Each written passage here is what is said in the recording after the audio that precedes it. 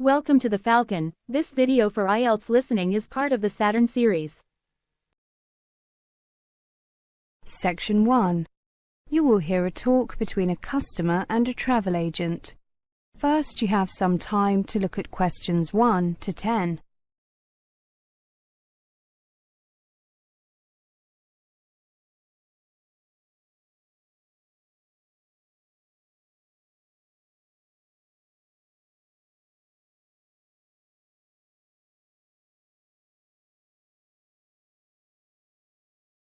Now listen carefully and answer questions 1 to 10.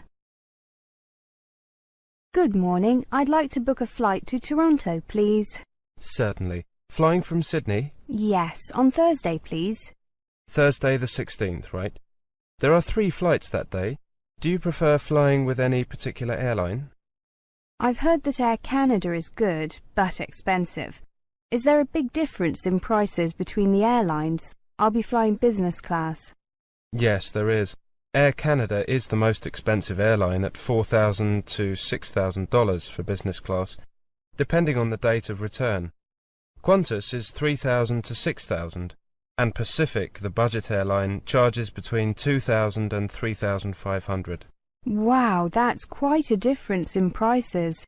I'm returning on from Wednesday 22nd, so could you check the return prices for me? Sure. Let me just enter the return date into the computer. OK.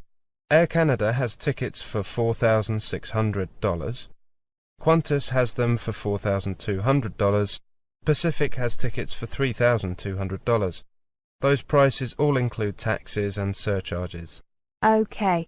Before I make a decision, I would like to know the departure and arrival times in both directions. Of course. Let's look at Air Canada first. Leaves Sydney at 10 a.m. and arrives in Toronto at 10 a.m. local time. There's a stopover in Vancouver. The Qantas flight leaves Sydney at 1:45 and arrives at 10:15 a.m. There's also a stopover in Vancouver, but it's shorter than the Air Canada one. Pacific flies via Los Angeles and leaves at 6:15, arriving at 11:55 p.m. Oh, that doesn't sound very convenient. Flying by Pacific, I mean. Well, budget airlines do offer cheaper tickets, but they are often not so advantageous in other ways. How about the returned flights? Let me check. The Air Canada flight leaves Toronto at 4 o'clock and arrives at 6 o'clock local time. The Qantas flight leaves at 9 a.m. and arrives at 11 a.m. local time in Sydney.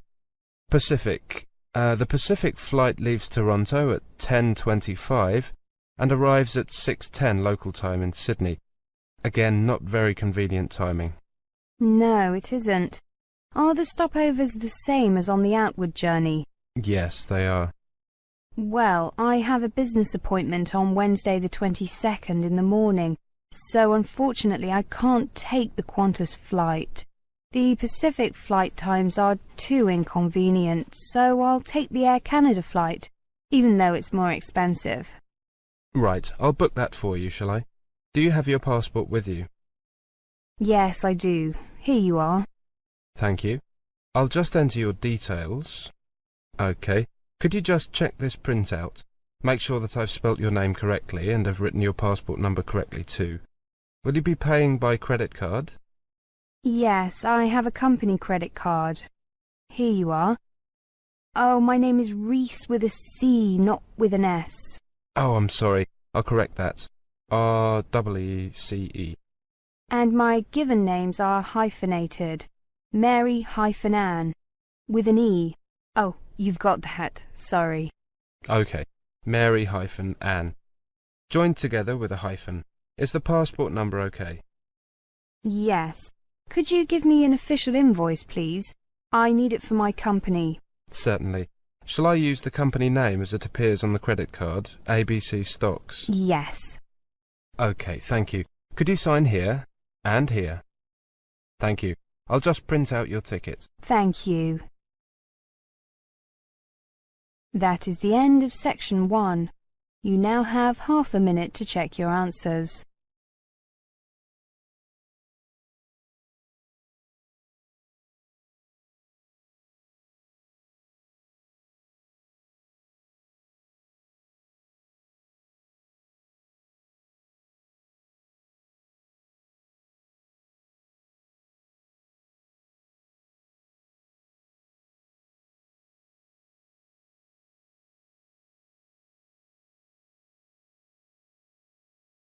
Now turn to Section 2. Section 2. You will hear a monologue. First, you have some time to look at questions 11 to 20.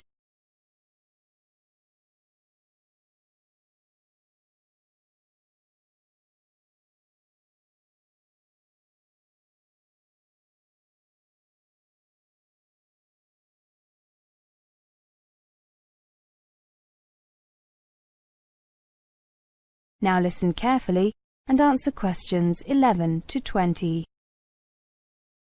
Good afternoon, everyone. I am here to give you a talk on tenancy agreements and other legalities. If you rent a flat or a house or bedsit, you will have a tenancy agreement or lease.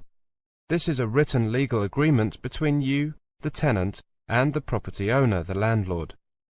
Tenancy agreements should normally contain information about the amount of rent, the length of the tenancy, and what rights you and your landlord will have under the law. In most cases, you will have an assured short-hold tenancy, which means that your landlord cannot ask you to leave without a good reason during the first 6 months. Although these rights offer you some protection, it is still your responsibility to check the tenancy agreement thoroughly and make sure you agree with the terms. Do not sign the tenancy agreement if you do not know what all of it means.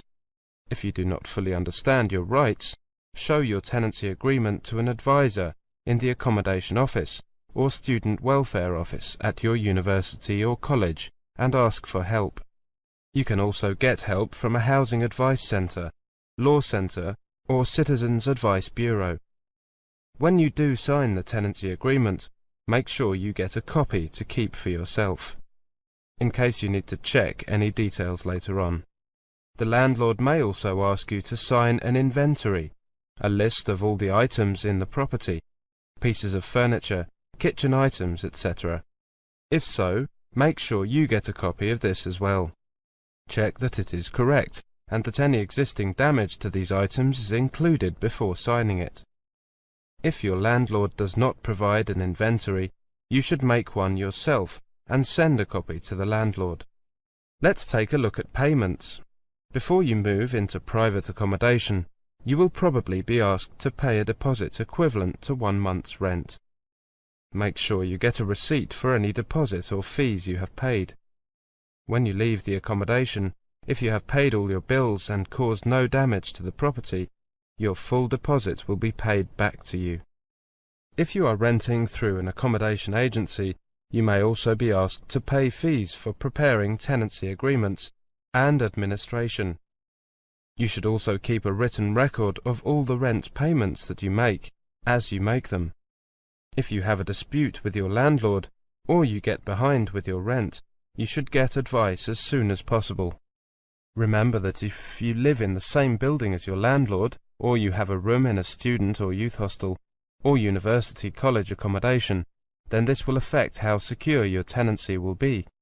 If you do not share any living space with the landlord or a member of their family, apart from means of access like an entrance hall or a staircase, or are a student living in halls of residence, or any other type of accommodation where an educational institution is the landlord, you will have basic protection from eviction. Your landlord will have to end your tenancy first, either by waiting for the end of the fixed term you agreed for the tenancy, or by giving you at least 4 weeks written notice in writing to quit, or through getting a court order. Before you have to leave, if you share living space, for example a kitchen, living room or bathroom, with your landlord or are in a student or youth hostel, you will be what is termed an excluded tenant, which means that you are outside the protection of the UK law which regulates tenancies and will not have security of tenure. All the landlord has to do to evict you is to give you notice, although they must give you a reasonable amount of time in which to leave. If you have problems with accommodation, contact the accommodation office or students' union at your university or college. If you need specialist or legal help, contact a law centre in your local Citizens Advice Bureau who will be able to tell you your rights as a tenant and the rights of your landlord. That is the end of Section 2. You now have half a minute to check your answers.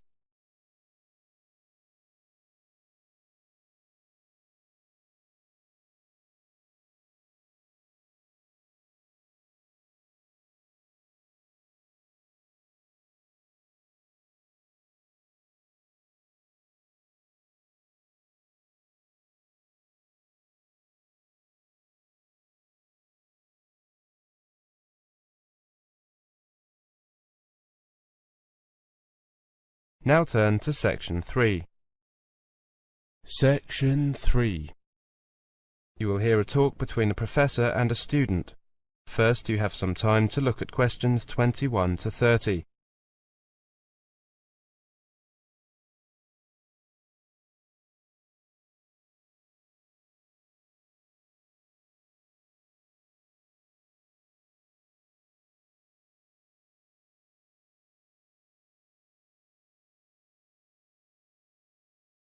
Now listen carefully and answer questions 21 to 30. Good morning, Clara. Take a seat. Right, I've read your first draft of your project on housing. Well done. Thank you. I know it's only a first draft though, so I'm sure you have some suggestions on how it can be improved. I was very nervous at first because it wasn't my first choice of topic. I had wanted to do something on voting patterns, but getting information, well, it didn't look possible within the time frame. Don't worry. I think that you have made a good choice. Yes, a comparison of the factors influencing house prices. Very topical. Definitely. There seems to be something about housing prices in the newspapers every day. I just wanted to compare the different factors. You know, location, the proximity of facilities such as schools. As I said, a good choice of topic. Now, the first part is very well done. You clearly introduce what you are going to look at, why and how. Do you think that I have covered enough points there? I think so. Did you have anything else in mind? You know, something else you'd like to cover? Well, a friend suggested that I might include crime rates. Actually, that's a very good idea. You might consider it. It is something that many people take into account, consciously or otherwise. When choosing a place to live, nowadays the police are required to keep quite detailed statistics on crime, and you can get them fairly easily. I mean, it's easy enough to ask for them, but it might take a while for the police to get them to you. OK, I'll make a note of that. Contact police for crime statistics. Now, I have to say that I found the middle part more difficult to get through. Oh, I thought I had done that rather well. Don't worry, it's not awful. It's just that, well, try to take a uniform approach. Use one for each criteria people use when choosing housing. That way you're comparing like with like rather than different things. I see. So I should stick with one as far as possible. Yes, that does seem logical. So I don't really need to get more data or write much more. Instead, I need to change. I've got it. It just makes it a lot easier to read. That's the main thing. Yes, of course. How about the conclusion? Based on the information you've provided, I think that you've done very well. You'll have to see if the new information you include changes your conclusion at all. It probably won't make a big difference, but you might see variations in some areas. OK. Do you think that I used appropriate headings? And is the bibliography OK? I know that a lot of professors look long and hard at that, whilst most students think it's unimportant. Yes, professors find the bibliography very useful. It tells us where you are getting your information from and whether those sources are appropriate. Your bibliography is fine, but you might consider changing the format. Here's a printout of the most widely accepted format. You can keep that. Thank you. And the headings? I made a few notes. Here are some suggestions. Don't feel that you have to use them. I won't be offended, but some of your headings are long-winded, whereas others are relatively short, as they should be. Thank you. I'll take a look at these later. How long did you work on the whole thing? Well, 2 months, perhaps on average of 3 hours a day. Not more than that. Probably, 150 hours? That's about what I would recommend. Anything less than 120 hours is going to be detrimental to the project. You'll probably need another 50 hours work on it in total. You've still got a month, so you should manage it easily. Yes, a couple of hours a day. Easy. I'd suggest that you come back to see me in, about, let's say, 3 weeks' time. Then you should be virtually finished, and I can have another look before you do your final proofreading, before handing it in. Okay, I'll see you after one of the seminars to make an appointment. Is that okay? Certainly. Thanks, Clara. Thank you, Professor. That is the end of section 3. You now have half a minute to check your answers.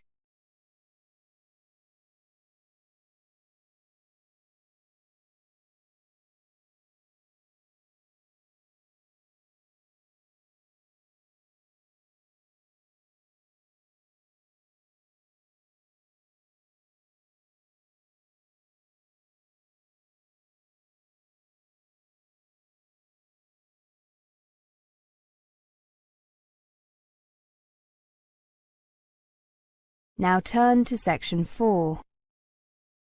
Section 4. You will hear a presentation on scholarship and funding. First, you have some time to look at questions 31 to 40.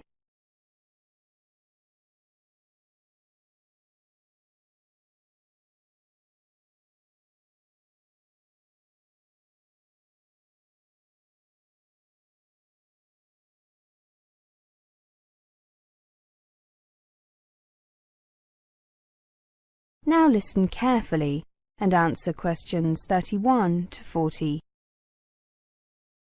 Welcome to this presentation on scholarships and funding. If you are hoping for help with funding your studies in the UK, you need to get working on this as soon as you can. It is almost impossible to make arrangements for financial support once you have left your own country. Start by inquiring with your own Ministry of Education or Department of Education. Your local British Council office can provide details of awards available, including those offered by UK institutions themselves. You'll also find information and a scholarships database on their website. The main scholarship schemes available for international students include British Education Scholarships, Commonwealth Scholarships, Foreign Office Scholarships, and Overseas Students' Research Awards. British Education Scholarships are prestigious awards, enabling talented international students to study in the UK at postgraduate level. Only students studying for at least one academic year are eligible. About 2,000 new scholarships are currently awarded each year, and there are plans to expand the programme further. There are 3 types of scholarship. The first is a full award, where all the fees, a living allowance, and travel to and from the UK are paid for. Then there is a fees-only award, where all or part of the fees are paid. Finally, there is a partial award, where a combination of the fees and the allowances are paid.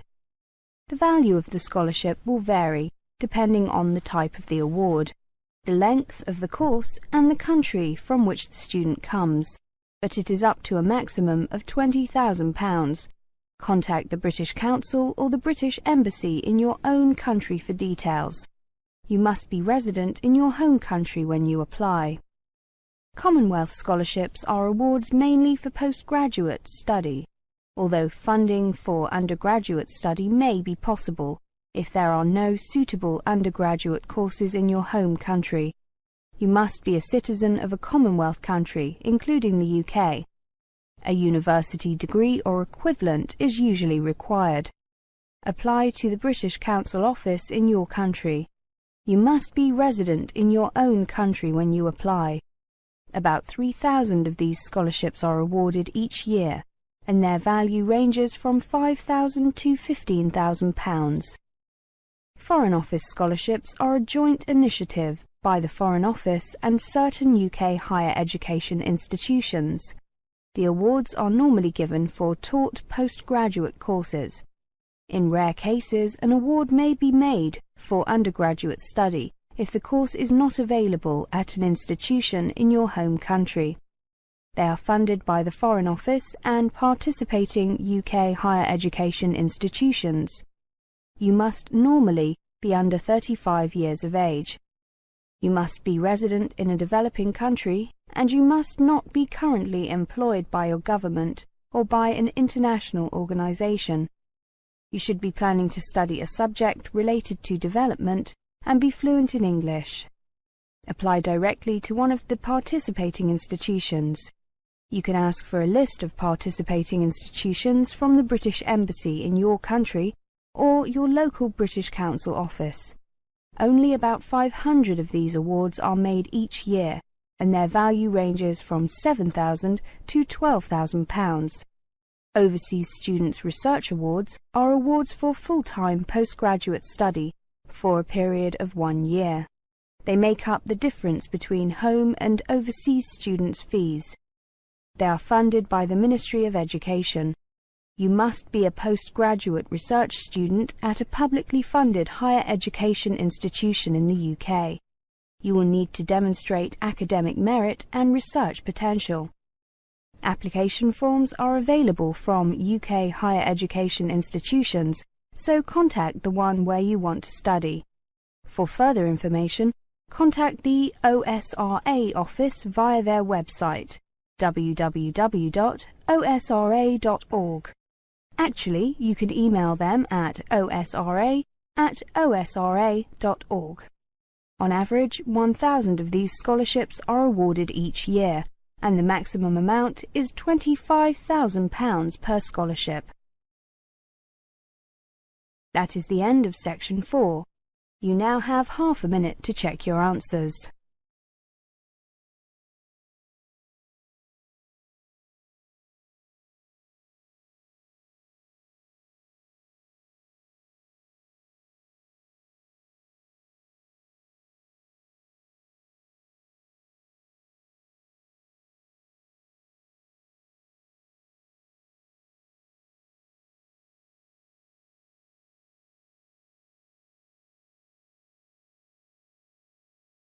That is the end of the listening test, the IELTS test. You now have 10 minutes to transfer your answers to the listening answer sheet.